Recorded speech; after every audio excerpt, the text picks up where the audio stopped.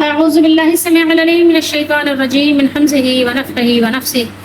بسم الله الرحمن الرحيم. ربي يسر ولا تعسر وتمم بالخير. ربي زدني علما. إذ يريكهم الله في منامك قليلا ولو أراكهم كثيرا لفشلتم ولا تنازعتم في الأمر ولكن الله سلم إنه عليم بذات الصدور. وَإِذْ يُرِيكُمُوهُمْ إِذِ الْتَقَيْتُمْ فِي أَعْيُنِكُمْ قَلِيلًا وَيُقَلِّلُكُمْ فِي أَعْيُنِهِمْ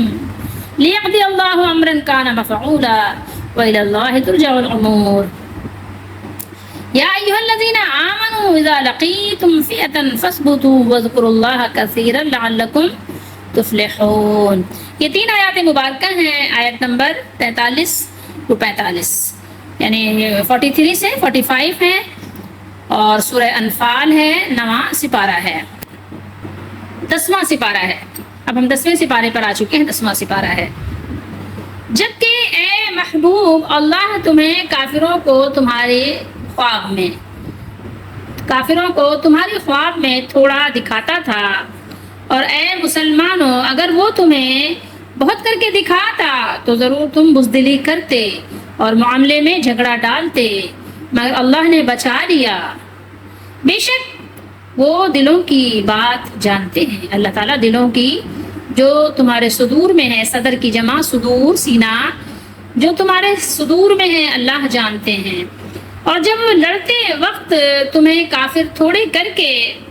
دکھائے اور تمہیں ان کی نگاہوں میں تھوڑا کیا کہ اللہ پورا کرے جو کام ہونا ہے، اور اللہ کی طرف سب کاموں کی رجوع ہے، سارے کام اللہ ہی کی طرف لوٹتے ہیں۔ اے ایمان والو، جب کسی فوج سے تمہارا مقابلہ ہو تو ثابت قدم رہو، فثبتو، اور اللہ کی بات، اللہ کی یاد بہت کرو، یعنی وذکر اللہ کثیرا، اللہ تعالیٰ کو کثرت کے ساتھ یاد کرو، بہت زیادہ یاد کرو کہ تم مراد کو پہنچو، کہ تم فلاح پاؤ، کامیابی حاصل کرو۔ اس لیے اللہ کو بہت یاد کرو، کیونکہ کاموں کو بنانے والی ذات صرف اور صرف اللہ ہے۔ یہ ترجمہ میں نے کنز الایمان احمد رضا سے آپ کو سنایا۔ ارا کیا مطلب ہوتا ہے؟ دیکھنا، ارا یوری، ٹھیک ہے، یہاں ارا کاف ضمیر ہے، یہاں پر ہم غائب کی ضمیر ہے، جمع مذکر غائب۔ منام سونے کو کہتے ہیں، نیند کو، ٹھیک ہے، نوم، ٹھیک، آپ جانتے ہیں۔ آپ کا خواب یعنی نیند میں، حالت نیند میں جب انسان کہتے ہیں نا کہ ایک تو ہوتا ہے عالم بیداری اور ایک ہوتا ہے عالم خواب۔ جب آپ سو رہے ہوتے ہیں تو اس کو خواب سے تعبیر کیا جاتا ہے، نیند، ٹھیک ہے۔ ان کی تعداد تھوڑی کر کے اللہ تعالیٰ نے دکھائی نبی صلی اللہ تعالیٰ علیہ وآلہ وسلم کو۔ تو یہاں کیا مطلب ہے کہ اللہ تعالیٰ نے نبی صلی اللہ علیہ وسلم کو خواب میں کافروں کی تعداد جو ہے تھوڑی دکھائی، اور وہی تعداد آپ صلی اللہ علیہ وسلم نے صحابہ کرام کے سامنے بیان فرمائی، جس سے صحابہ کرام کے حوصلے بڑھ گئے، ٹھیک ہے۔ تو ان کو یعنی خوف نہیں ہوا کہ ظاہر پتہ ہے کہ تھوڑے سے لوگ ہیں۔ اور اس کے علاوہ کیا ہوا، کافروں ان کی نگاہوں میں بھی مسلمانوں کو بھی تھوڑا کر کے دکھایا، یعنی مسلمان کافروں کو تھوڑے سے نظر آ رہے تھے اور کافروں کو مسلمان تھوڑے سے نظر آ رہے تھے، یعنی دونوں طرف سے یہ معاملہ تھا۔ سمجھ رہے بات کو؟ یہ دیکھیں آیت نمبر 44 میں اللہ نے فرمایا، اور جب لڑتے وقت تمہیں کافر تھوڑے کر کے دکھائے، یعنی جب ملاقات ہوئی دونوں فوجوں کی تو کافر کو مسلمان کم دکھ رہے تھے اور مسلمانوں کو کافر کم دکھ رہے تھے، اور تمہیں ان کی نگاہوں میں تھوڑا کیا، ٹھیک ہے۔ وَيُقَلِّلُكُمْ، وہ ان کی جو آنکھیں تھی آیون، ٹھیک ہے، ان کو بھی کم دکھایا، ان کو بھی کم دکھایا، تاکہ دونوں لڑائی کرنے میں جزبز نہ ہوں، یعنی لڑنے میں کم ہمتی نہ دکھائیں بلکہ آپس میں پھر جائیں۔ دونوں کو پتہ ہے تھوڑے سے لوگ ہیں، ہم ان کو دبوچ لیں گے، ان کو یہ پتہ ہے ہم ان کو دبوچ لیں گے، لڑنا آسان ہو جائے گا۔ اب اگر پتہ ہے کہ ایک زیادہ ہے اور ایک کم ہے، تو جو کم ہے تو وہ اگر اپنے آپ کو کم سمجھے گا تو اس کے اندر تو ظاہر بزدلی پیدا ہو جائے گی۔ تو یہ بات تھی کہ اللہ تعالیٰ کو جو اس نے منظور کر لیا تھا وہ کام تو ہونا تھا، تو اس لیے اللہ تعالیٰ نے دونوں کو ایک دوسرے کے سامنے کم کم کر کے دکھایا۔ لیکن جب سورہ آل عمران کی ہم تلاوت کرتے ہیں، آیت نمبر 13، سورہ آل عمران کی آیت نمبر 13 سے وہاں پتہ چلتا ہے کہ بعد میں اللہ تعالیٰ نے کافروں کو مسلمانوں کی تعداد زیادہ دکھائی، مسلمان ان کو زیادہ نظر آئے، اور یہ اس لیے ہوا تاکہ ان کے اندر خوف پیدا ہو جائے اور ان کے اندر دہشت بیٹھ جائے، جس سے کیا ہو، ان کے اندر بزدلی اور پست ہمتی پیدا ہو، اور پھر وہ لڑنے سے گھبرانے لگ جائیں، تو کیا کریں گے؟ ظاہر ہے گھبرائیں گے تو صحیح سے لڑ نہیں سکیں گے. تو اللہ تعالیٰ کی حکمتوں تک کوئی پہنچ نہیں سکتا، کوئی اندازہ نہیں لگا سکتا، کوئی سمجھ نہیں سکتا کہ جو اللہ نے فیصلہ کر لیا وہ فیصلہ اللہ تعالیٰ پورا کر کے دکھا دیتے ہیں، وہ پورا ہو کے رہتا ہے اور اللہ تعالیٰ اس کام کو انجام تک پہنچا دیتے ہیں. جب صحابہ کرام کو یہ اندازہ ہوا کہ کافر تھوڑے سے ہیں تو اس کا فائدہ یہ ہوا کہ مسلمانوں میں ہمت بڑھ گئی اور ان کو ثابت قدمی نصیب ہوئی. اب یہاں عبدالسلام بن محمد نے ایک بات لکھی ہے کہ ایک سوال پیدا ہوتا ہے کہ نبی علیہ السلام کا خواب تو وہی ہوتا ہے، پھر آپ صلی اللہ علیہ وسلم کو وہ کم کیوں نظر آئے؟ کیونکہ ظاہر ہے وہی تو سب ظاہر ہے حق اور سچ پر مبنی ہے. تو انہوں نے جواب اس کا یہ ہے، کہہ رہے ہیں کہ آپ کا خواب اس لحاظ سے سچا تھا کہ بعد میں ان کافروں میں سے بہت سے لوگ مسلمان ہو گئے. واللہ عالم یہ بات کہاں تک درست ہے مجھے نہیں پتا، یہ ان کی بات میں نے آپ کو کوٹ کی ہے. دوسرے یہ کہ مسلمانوں کے ساتھ فرشتے بھی شامل تھے، ٹھیک ہے، تو ظاہر ہے مسلمانوں کے ساتھ جب فرشتے شامل تھے تو مسلمانوں کی تعداد تو زیادہ ہو گئی ویسے ہی کافروں کے مقابلے میں. تو وہ فرما رہے ہیں کہ اس لیے ان کے مقابلے میں کافروں کی تعداد کم ہی تھی، یا کہہ رہے ہیں کہ معنوی طور پر یعنی اخلاقی اور روحانی طور پر ان میں قوت و طاقت نہ تھی. مظاہر وہ بہت تھے لیکن میدان کارزار میں ثابت یا ان کو اثبات و استقلال میں وہ کمزور تھے، اس لیے گویا وہ تعداد میں بھی کم تھے. بہرحال یہاں جو صاف بات ہے، جو واضح بات ہے وہ یہی ہے کہ اللہ تعالیٰ نے یہ ظاہر اللہ تعالیٰ کی طرف سے تھا اور اللہ تعالیٰ کی طرف سے جو بھی ہو وہ ظاہر ہے حق پر مبنی بات ہے اور اس میں ہمیں کوئی تعویل نہ کرے تو زیادہ بہتر ہے. بہرحال واو اور لام کو اگر ہٹا دیں تو یہاں یہ کیا بنے گا؟ صیغہ تنازع. تنازع آپ اردو بھی بولتے ہیں نا، تا نون الف ہے جس کے ساتھ اور زا اور عین ہے. تنازع آپ اردو میں بولتے ہیں نا، نزع تنازع، تنازع ہو گیا ہے، ٹھیک ہے، تو تنازع ہو جاتا، ٹھیک ہے. یہ لام تاکید کے لیے ہے کہ اللہ تعالیٰ نے فرمایا کہ اگر ان کو تم لوگ یہ سمجھ لیتے کہ زیادہ ہیں، کہ کثیر تعداد ہے، تو تمہارے اندر تنازع پیدا ہو جاتا معاملے میں. فی الامر، امر میں کیا ہوتا؟ ایک جھگڑا یا بحث مباحثے کی صورت پیدا ہو جاتی، جیسا کہ عمومی طور پر ہوتا ہے نا، جب یعنی لوگ ہوتے ہیں اور کوئی ایسا معاملہ ہوتا ہے تو کوئی کہتا ہے یہ کام کرو، کوئی کہتا ہے نہیں کرو، کوئی کچھ بات کرتا ہے. یہ تو ہم ظاہر آپس کے معاملات میں جانتے ہیں اچھی طرح. یہاں اللہ تعالیٰ فرمایا یعنی کوئی کہتا ہے لڑو اور کوئی کہتا ہے نہ لڑو. وہ ہمت میں ظاہر ہے مختلف ہو جاتے ہیں نا، کوئی کم ہمت ہوتا ہے، کوئی بزدل ہوتا ہے، کوئی بہادر ہوتا ہے. تو کوئی کہتا ہے کہ اتنی بڑی تعداد سے مت لڑو، ٹھیک ہے، وہ بہت لوگ ہیں اور ہم کم ہیں، تو مصلحت کا تقاضا یہ ہے کہ صلح کر لی جائے اور ایسا کر لیا جائے، ویسا کر لیا جائے، بات بڑھانے کی ضرورت نہیں ہے. تو اس طرح کی باتیں ہوتی ہیں جس کو ہم بحث مباحثہ سے تعبیر کرتے ہیں. لیکن ہم اردو میں بھی بولتے ہیں نا، ٹھیک ہے، ولیکن اللہ سلم، سلم سلامتی، سلامت رہو، السلام علیکم، یہ آپ اردو میں بولتے ہیں. ولیکن اللہ سلم، اللہ تعالیٰ نے فرمایا کہ نہ ہمت ہار جانے کا موقع دیا اور نہ آپس میں لڑنے جھگڑنے کا، بحث مباحثے کا کوئی موقع ان کو ملا ہی نہیں، ٹھیک ہے. اللہ نے بچا لیا، اللہ نے سلامتی عطا کر دی، ان سب بحث مباحثے سے اللہ نے سلامت رکھا. تفسیر ابن ابی حاتم میں ہے حضرت ابو عبیدہ سے، اور انہوں نے حضرت عبداللہ بن مسعود رضی اللہ تعالیٰ عنہ سے روایت کیا ہے کہ بدر کے دن کافر ہماری آنکھوں میں اس قدر تھوڑی تعداد میں دکھائے گئے کہ میں اپنے ساتھ کھڑے ہوئے آدمی سے یہ پوچھ رہا تھا کہ کافروں کی تعداد 70 ہوگی، یعنی 70 لوگ ہوں گے. اس نے کہا کہ نہیں، 100 کی تعداد میں ہوں گے. سمجھ رہے ہیں بات کو؟ یعنی ان کو 100 اور 70 دکھ رہے تھے، حالانکہ وہ تھے کتنے؟ 1000. نبی کریم صلی اللہ علیہ وسلم نے یہ بات معلوم کر لی تھی. کیسے؟ آپ صلی اللہ علیہ وسلم نے پوچھا تھا کہ یہ کتنے اونٹ ذبح کرتے ہیں، تو بتایا کہ 9 اور 10 اونٹ ذبح کرتے ہیں. اب آپ نے فرمایا کہ یہ 900 سے 1000 تک کی تعداد میں ہیں. تو حضرت عبداللہ بن مسعود رضی اللہ تعالیٰ نے فرمایا کہ حتیٰ کہ ہم نے ان میں سے ایک آدمی کو پکڑ کر پوچھا کہ تمہاری تعداد کتنی ہے، اس نے جواب دیا کہ ہم 1000 ہیں. ٹھیک ہے، تو یہ روایت آپ کو کہاں ملے گی؟ اس کو آپ تفسیر ابن ابی حاتم میں دیکھیں گے تو وہاں آپ کو یہ بات مل جائے گی. عین آپ کو پتہ ہے نا، آنکھ کو بھی کہتے ہیں عین، اعین. تو یہ یہاں پر اللہ تعالیٰ نے بیان کیا کہ وَإِذْ يُرِيكُمُوهُمْ إِذِ الْتَقَيْتُمْ فِي أَعْيُنِكُمْ قَلِيلًا وَيُقَلِّلُكُمْ فِي أَعْيُنِهِمْ، یعنی تمہاری آنکھوں میں اور ان کی آنکھوں میں. ارے اے مسلمانوں یاد کرو، یاد کرو، یاد کرنے کی بات ہے، ٹھیک ہے. عز جو ہے یہاں پہ اذکر کے معنی میں بھی لیتے ہیں نا، تو اس لیے یاد کرو کی بات ہو رہی ہے. مسلمانوں یاد کرو جب تم ایک دوسرے کے مد مقابل ہوئے تو کافروں کو تمہاری نظروں میں تھوڑا کر کے دکھایا تھا اللہ تعالیٰ نے، اور یہ بھی اللہ تعالیٰ کا مومنوں کے ساتھ ایک خاص لطف و کرم تھا کہ اس نے کافروں کو مسلمانوں کی آنکھوں میں تھوڑا کر کے دکھایا، اور اس طرح اللہ تعالیٰ نے مسلمانوں کو کافروں پر جرت اور رغبت دلائی، حوصلہ بلند فرمایا۔ یہ اللہ کا احسان ہے مسلمانوں پر، مومنوں پر۔ قضا و قدر، لیقضی، قاضی آپ بولتے ہیں نا، کسی کام کو پورا کرنا، لیقضی اللہ امرا، امر کسی امر کو، کام کو پورا کرنا، کانا مفعولا کہ اللہ پورا کرے جو کام ہونا ہے،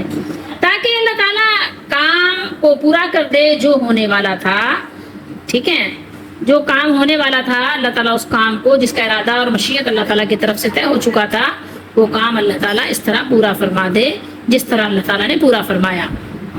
اور اس آیت مبارکہ کو سورہ آل عمران سے ریلیٹ کر کے ہم جو ہے پوری طریقے سے اگر اس کو سمجھ لیں گے تو ہمارے لیے قرآن مجید کو سمجھنا آسان ہوگا، اور جو کبھی ہمیں پڑھنے میں سمجھنے میں دشواریاں ہوتی ہیں وہ دشواریاں نہیں ہوں گی۔ یہاں پر اللہ تعالیٰ نے بیان فرمایا کہ ایک دوسرے کو اللہ تعالیٰ نے تعداد تھوڑی تھوڑی کر کے دکھائی، اور اس کی وجہ بھی، سبب بھی بیان فرما دیا۔ ایک دوسرے کو تھوڑی تعداد میں دکھایا تاکہ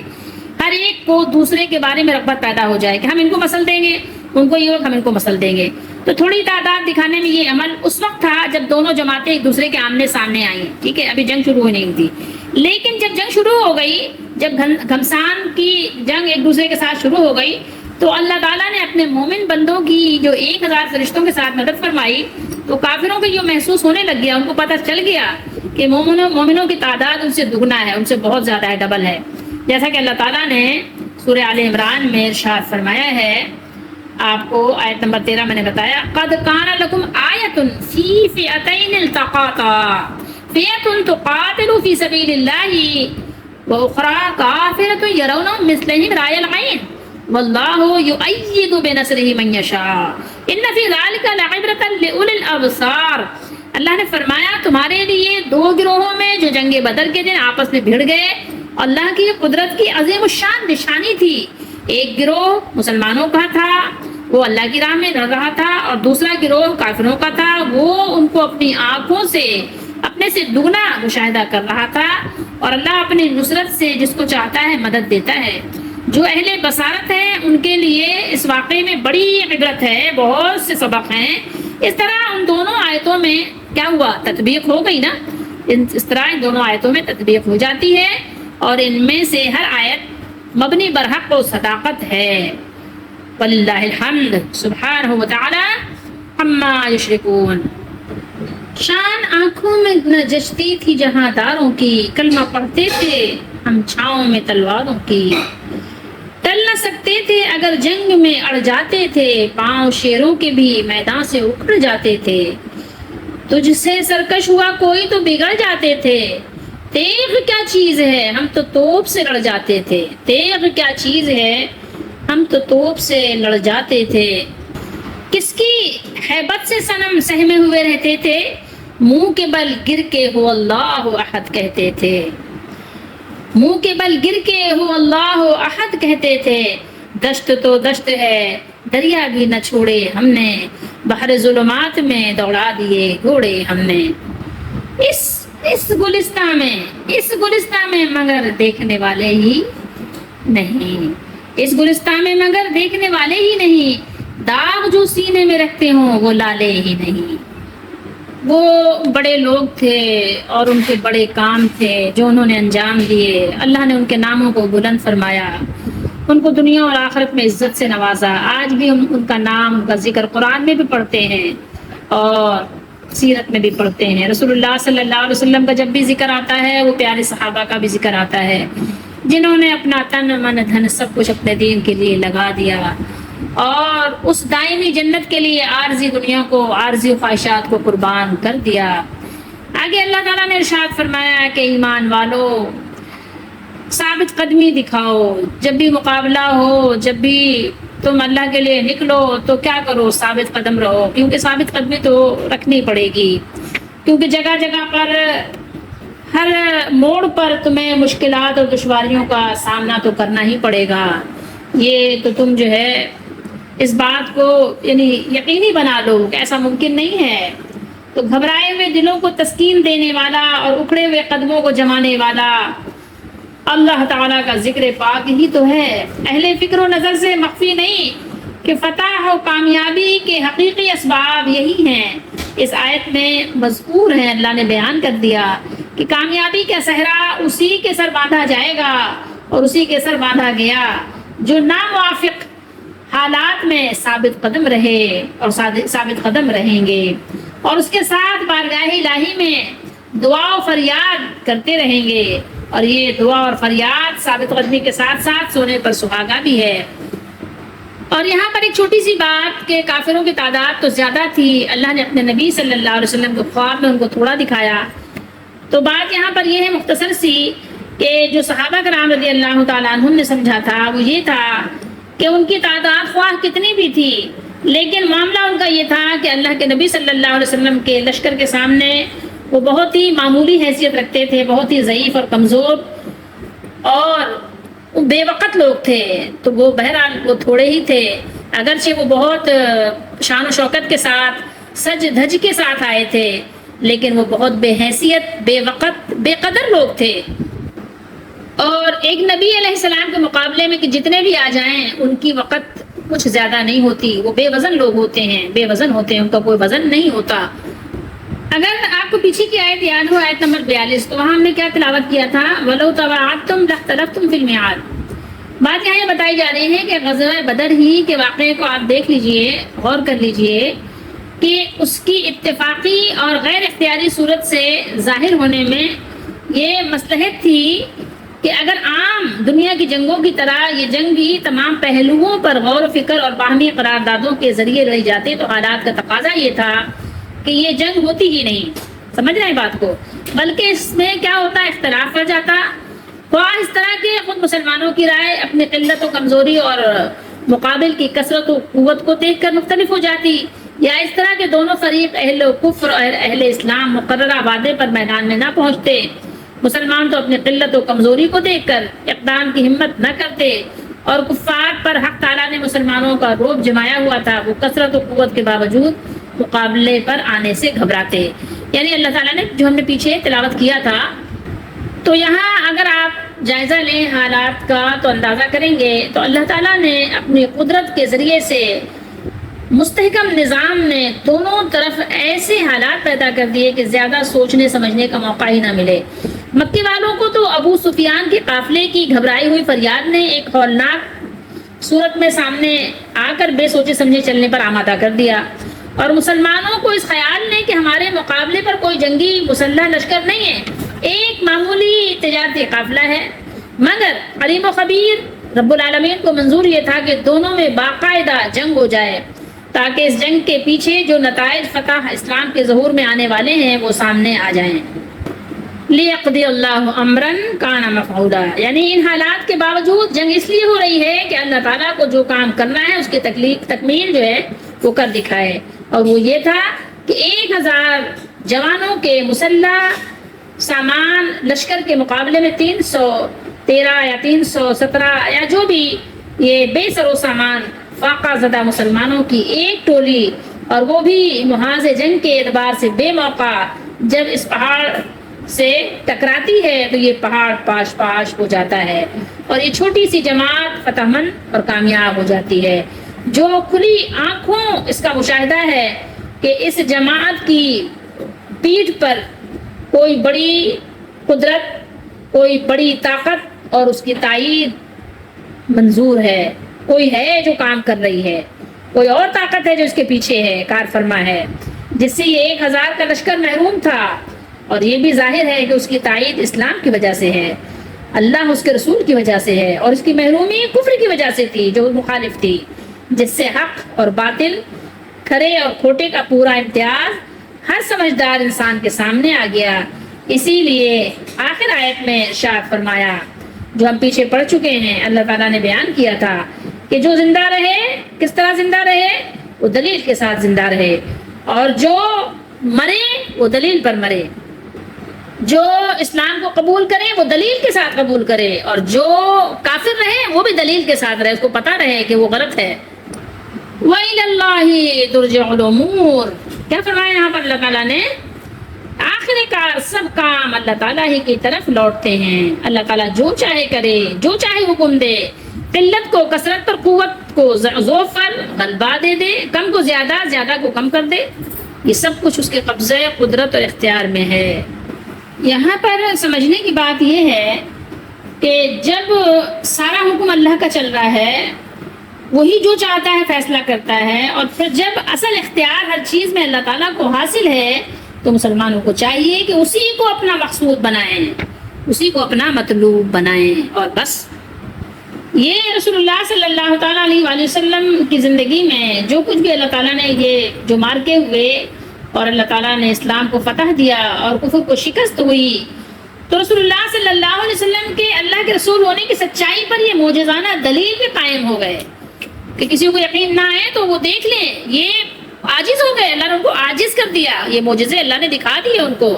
کھلی آنکھوں سے، سر کی آنکھوں سے، کوئی خواب میں نہیں۔ اس آیت مبارکہ میں ایک سبق بھی ہے مسلمانوں کے لیے۔ صحابہ کرام تو لازمی بات ہے کہ رسول اللہ صلی اللہ علیہ وسلم کی صحبت میں تھے، ان کی تو بہترین تربیت ہو رہی تھی، اور بہترین ان کے اخلاق بھی تھے، اور بہترین ان کے جذبات بھی تھے، اور بہترین ان کے لیے اللہ تعالیٰ کے ساتھ ایمان بھی تھا، ایمان باللہ بھی ان کا بہت قوی اور قوت والا تھا۔ لیکن انہی کے ذریعے سے ہمارے لیے بھی ایک اس میں سبق ہے، ہمارے تمام لوگوں کے لیے اس میں سبق ہے۔ ایک سبق یہاں اللہ تعالیٰ نے دیا ہے، اگر آپ غور کریں تو آپ کو معلوم ہوگا کہ اللہ تعالیٰ دلوں کی بات بھی جانتے ہیں، اور سارے کام اللہ تعالیٰ ہی کی طرف تفویض ہوتے ہیں۔ ایک سبق یہاں پر اللہ تعالیٰ نے ہمیں یہ دیا ہے کہ دیکھو، ہر معاملے میں تمہیں ثابت قدم رہنا ہے، اور بھروسہ تمہیں اللہ پر کرنا ہے۔ کامیابی کی کنجی بس یہی ہے، ٹھیک ہے؟ ساری یعنی جو کامیابی ہے اس کی جو کی ہے، اس کی جو چابی ہے، وہ یہی ہے۔ یہاں پر ہمیں اللہ تعالیٰ نے یہ بتایا ہے، یعنی مسلمانوں کو لڑائی کے آداب بھی بتائے، اور وہ آداب بھی بتائے جا رہے ہیں جن کو دشمن سے مقابلے کے وقت ضرور ملحوظ رکھنا چاہیے، ان کا خیال رکھنا بہت ضروری ہے۔ سب سے پہلی بات یہ بتائی گئی کہ تم ثابت قدمی اور استقلال کے ساتھ رہو، ثابت قدم رہو، ادھر ادھر ڈھلمل یقین مت بنو، اور تمہیں کیا ہونا چاہیے، یعنی جم جانا چاہیے۔ اس کے علاوہ پیچھے ہم نے پڑھا تھا کہ حالت جنگ میں اگر ہمیں کچھ ہنر سیکھنا ہے، کوئی رسد مزید حاصل کرنی ہے، اس کے لیے باہر جانا، وہ جو تحرف اور تحیز پڑھا تھا، وہ دونوں صورتیں مستثنا ہوں گی، یعنی اس کے لیے آپ حکمت عملی کے لیے آگے پیچھے ہونا کوئی مذائقہ نہیں ہے، اس کو اللہ تعالیٰ نے استثنا دیا ہے، ٹھیک ہے؟ جو ہم پہلے پڑھ چکے ہیں ان کی وضاحت بھی ہو چکی ہے۔ لیکن بعض اوقات بعض دفعہ ثابت کرنے کے لیے بھی تحرف اور تحیز جو ہے وہ ضروری ہوتا ہے، وہ بات بھی ضروری ہے، وہ اپنی جگہ ہے، وہ جو یعنی ایکسیپشنز ہیں وہ ایک الگ چیز ہے، لیکن اس کے علاوہ ثابت قدمی ہمارے لیے بہت ضروری ہے۔ اور دوسری ہدایات یہاں پر، دوسرا ادب ہمیں یہ سکھایا گیا، ہدایت دی گئی کہ اللہ کو کثرت سے یاد کرو، تاکہ مسلمان اگر تھوڑے ہوں تو اللہ کی مدد کے طالب رہیں، اور اگر مسلمان کی تعداد زیادہ ہو، بہت زیادہ تعداد میں ہو، نفری بہت ہو، تو کثرت کی وجہ سے اترائیں نہیں، غرور و تکبر نہ کریں، بلکہ اصل توجہ اللہ کی امداد پر بھی رکھیں۔ اپنی اصل توجہ کدھر ہو؟ اللہ کی مدد پر ہو، اللہ کی نصرت پر ہو، اللہ کی رحمت پر ہو، اور اپنے تعداد پر اترانے کی، اپنے تعداد پر مٹکنے کی، پھولنے کی ضرورت نہیں ہو، ٹھیک ہے؟ یہ بات ہمیں یہاں پر سمجھائی گئی ہے، اور ہمارے سمجھنے کے لیے کہ بہت ضروری ہے۔ ہمیں قدم قدم پر زندگی میں یہ معاملات یعنی ہمارے پیش آتے رہتے ہیں، ہمیں اس کی ضرورت پڑتی ہے۔ اللہ کو یاد تو ویسے ہی کرتے رہنا چاہیے، مسلمانوں کا تو صبح و شام کا وظیفہ یہی ہے کہ اپنے مالک کو یاد کرتے رہیں۔ ایک لقمہ اٹھائیں، منہ میں رکھیں تو اپنے مالک کو یاد کریں کہ یہ لقمہ بنا کیسے ہے، اس کے پروسیس میں کیا کیا کارگزاری ہوئی ہے، اور جب لقمہ اندر کر لیں جبھی بھی اپنے مالک کو یاد رکھیں، قدم اٹھائیں تو اپنے مالک کو یاد رکھیں، قدم رکھیں تو اپنے مالک کو یاد رکھیں۔ مسلمانوں کا تو ہر معاملہ اللہ ہی کی رحمت پر موقوف ہے، ان کا لیٹنا، ان کا اٹھنا، ان کا بیٹھنا، سب کچھ، سونا جاگنا، آنا جانا، کھانا پینا، سب کچھ اللہ تعالیٰ ہی پر ان کی توجہ ہو ہر وقت۔ تو یہاں پر بہت ساری چیزیں ہیں جو ہمیں سمجھائی گئی ہیں، ہمارے سمجھنے کے لیے بہت ضروری بھی ہیں، لیکن بہت دکھ کی بات ہے کہ ہم سمجھتے نہیں ہیں، اور اس سے زیادہ دکھ اور افسوس کی بات یہ ہے کہ ہم پڑھتے بھی نہیں ہیں، قرآن مجید ہی نہیں پڑھتے۔ بہت زیادہ دکھ کی بات ہے، بالخصوص ہمارے نوجوانوں کے لیے، قرآن نہیں کھولتے، قرآن کا ترجمہ اور تفسیر تو بات کی بات ہے، قرآن کے عربی سیکھے بھی نہیں پڑھتے کہ کم از کم یہ تو پڑھیں، کچھ تو اللہ کے ذکر سے اپنے زبان کو، اپنے دل کو تر و تازہ رکھیں۔ لیکن بہت دکھ ہوتا ہے، سب کچھ کر لیتے ہیں، گھنٹوں گھنٹوں کے میچ، دن بھر کے میچ دیکھ لیتے ہیں، کیا کچھ نہیں کرتے، گھنٹوں گھنٹوں ٹیلیفونک جو ہے بس چٹ چیٹ چل رہی ہے، پتہ نہیں کیا کچھ کر رہے ہیں، یہ کر رہے ہیں، وہ کر رہے ہیں، آ رہے ہیں، جا رہے ہیں، دنیا کے کام کر رہے ہیں، لیکن بہت افسوس ہوتا ہے کہ وہ قرآن نہیں کھولتے۔ اللہ ہمارے خود ہمیں اپنے بھی اور ہمارے نوجوانوں کو بھی قرآن کی اللہ تعالیٰ توفیق دے کہ قرآن پڑھیں، سمجھنے کی کوشش کریں۔ ایک سبق اور بھی ہے، میں آپ کو حدیث شریف کے حوالے سے سنانا چاہوں گی۔ بخاری شریف ہے، یہ حدیث نمبر ہے 2966، مسلم شریف میں بھی حدیث ہے۔ رسول اللہ صلی اللہ تعالیٰ علیہ وآلہ وسلم نے ارشاد فرمایا، صحابہ کرام رضی اللہ تعالیٰ عنہ کو خطاب کرتے ہوئے، لوگوں دشمن کے ساتھ جنگ کی خواہش اور تمنا دل میں نہ رکھا کرو، کبھی بھی یہ خواہش نہ رکھے کہ جنگ ہو، ٹھیک ہے، دشمن مقابلہ کرے، ہم یوں کر دیں گے، ہم یوں کر دیں گے، دشمن آ کر تو دیکھے، ٹھیک ہے، ہم مسل کے رکھ دیں گے، ہم پیس کے رکھ دیں گے، نہیں، کبھی بھی خواہش اور تمنا دل میں نہ رکھا کرو، بلکہ اللہ تعالیٰ سے امن و عافیت کی دعا کیا کرو کہ اللہ عافیت عطا فرما، سلامتی عطا فرما، امن عطا فرما۔ البتہ جب دشمن سے مٹ بھیڑ ہو ہی جائے، جب معاملہ یہاں تک پہنچ ہی جائے کہ اب جنگ کے سوا چارہ نہیں ہے، تو پھر صبر و استقامت کا ثبوت دو، جیسے کہ بھی ہم نے پڑھا جو اللہ تعالیٰ نے ارشاد فرمایا، فَاثْبُتُوا وَاذْكُرُوا اللَّهَ كَثِيرًا لَعَلَّكُمْ تُفْلِحُونَ، ثابت قدم رہو اور اللہ کو کثرت سے یاد کرو تاکہ تم فلاح پاؤ۔ تو یہاں پر یہی بات ہے کہ پھر صبر و استقامت کا ثبوت دو، یاد رکھو کہ جنت تلواروں کے سائے تلے ہے، جنت تلواروں کے سائے تلے ہے۔ اور اس کے بعد آپ نے یوں دعا کی، اے اللہ کتاب کے نازل کرنے والے، بادل بھیجنے والے، احزاب، احزاب کسے کہتے ہیں؟ دشمن کا گروہ، دشمن کے دستوں کو شکست دینے والے، ان کو شکست دے اور ان کے مقابلے میں ہماری مدد فرما۔ دعا یہ ہے، اللہم منزل الکتاب ومجری السحاب وحازم الاحزاب اہزمہم وانصرنا علیہم۔ تو یہاں سے ہمیں ایک سبق یہ بھی ملا، یہ آیات پڑھ کر اور حدیث پڑھ کر ہمیں سبق کیا ملا کہ رسول اللہ صلی اللہ علیہ وسلم نے ہمیں سکھایا کہ لوگوں دشمن سے مٹ بھیڑ کی تمنا کبھی نہ کرو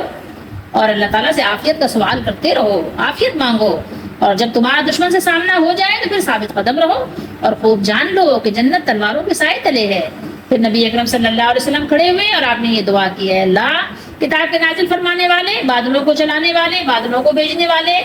جماعتوں کو شکست دینے والے، ہمارے ان دشمنوں کو شکست دے دیجئے اور ان کے مقابلے میں ہماری مدد فرما، ہماری نصرت فرما، ہماری دستگیری فرما۔